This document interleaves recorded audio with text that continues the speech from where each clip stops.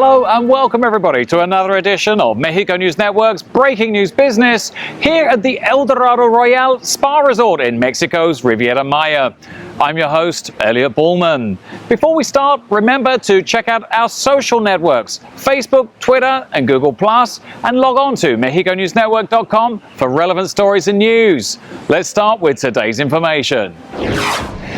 Given the uncertainty provoked by tequila producers over an alleged shortage of agave, the National Chamber of Tequila Industry has intervened to reaffirm that this year there will be enough supply for production. The president of the organization, Luis Velasco Fernandez, said that speculation over a shortage of agave has led to a sharp price increase of the plant this year. At the beginning of 2016, a kilo cost 4.5 but now exceeds 13 pesos. Fernandez said that an unfounded rumor about the lack of agave for this year has caused an overproduction of tequila in existing plantations.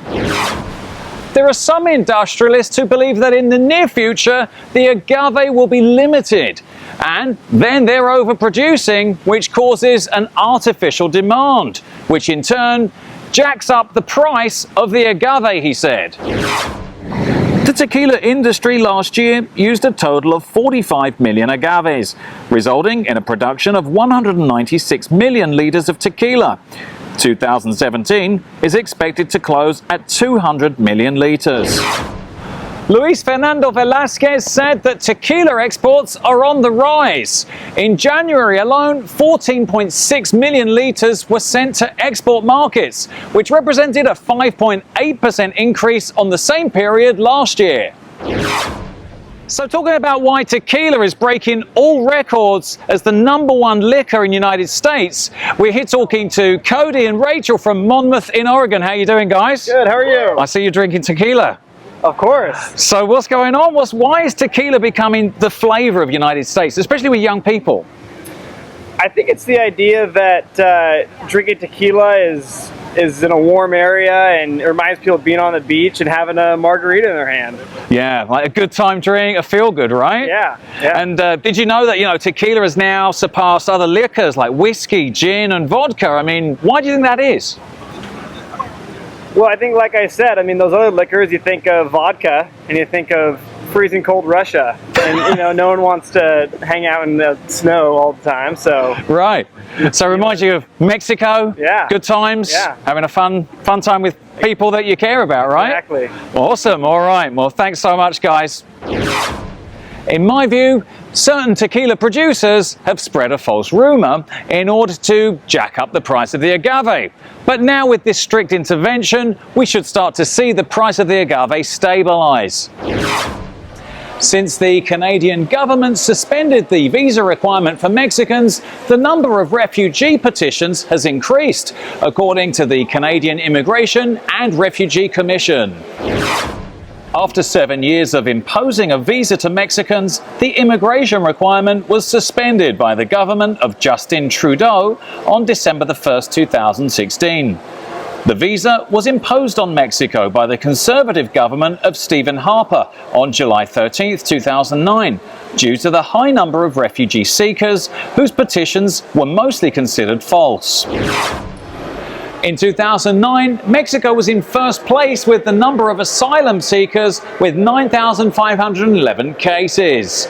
But with the imposition of the visa the following year, that number had dropped to 1,349 and continued to fall in subsequent years. As the number of Mexican petitioners begins to rise, there's also been an increase in acceptance rates. In 2009, the year that the visa was imposed, the acceptance rate for Mexican cases was 8%.